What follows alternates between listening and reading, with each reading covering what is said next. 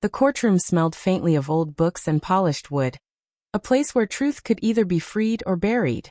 As I walked toward the front, the soft clicking of my heels echoed louder than it should have. But maybe it only felt that way because my parents were watching me with barely concealed irritation.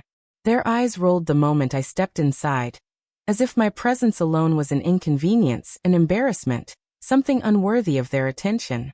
I had spent years shrinking under those same looks, years trying to make myself small enough to avoid disappointing them, and yet somehow always failing.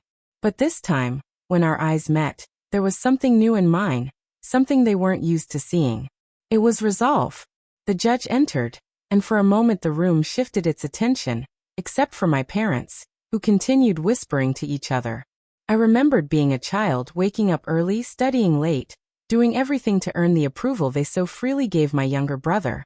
He was always the golden one, the one with flawless timing and effortless charm, the one they claimed would carry the family name with pride. I was the background child, the placeholder, the one who absorbed their disappointment so my brother never had to. But the truth was, while they poured their time and praise into him, I was quietly surviving, building a life, a career, and an understanding of my own worth they never imagined I would have. The reason I was here today began years ago when my parents convinced me to co-sign a business loan for my brother. They described it as a small, harmless favor, a stepping stone for his future. I didn't know they had lied about the amount. I didn't know he had already defaulted once.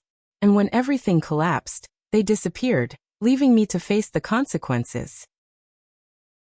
Their betrayal came quietly, like a whisper behind a closed door, but its impact was loud enough to break parts of me.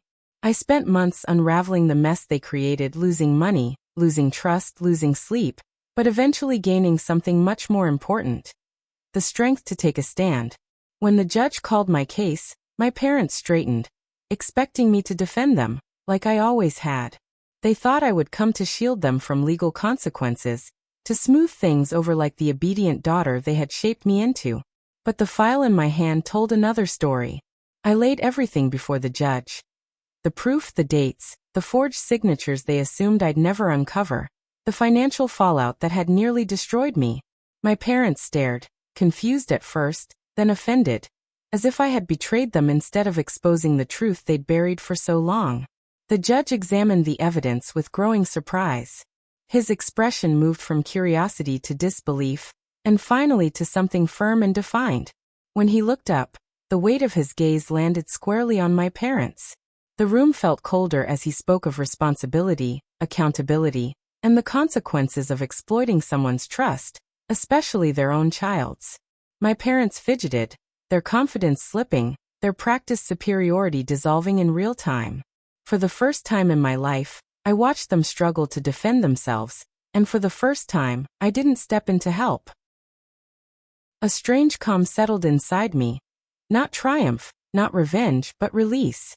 Years of carrying their burdens, their expectations, their mistakes evaporated. I realized I wasn't standing against them for punishment. I was standing for myself, reclaiming a voice they had spent decades silencing.